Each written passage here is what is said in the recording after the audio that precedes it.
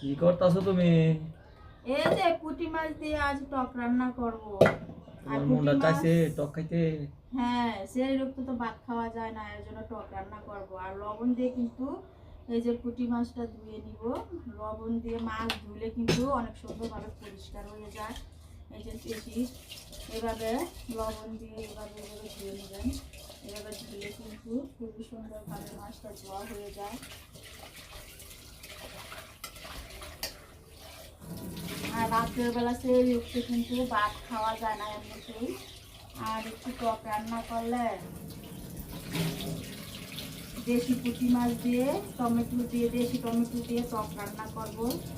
আর মজা করে সেই উঠতে ভাত খাবো। মাংস দিয়ে ভাত খাওয়া যায় না। এটা ঠান্ডা থাকবো। আর টক দিয়ে ভাত খেলে কিন্তু শরীরটা শীতল হয়ে যায়। তেঁতুলের টক দিয়ে রান্না করবো পুঁটি মাছ দিয়ে।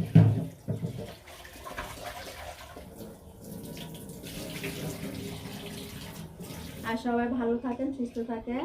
আর এভাবে নদীর পুঁটি মাছ দিয়ে টক রান্না করে সেরির সময় খান, দেখবেন খুবই ভালো লাগবে।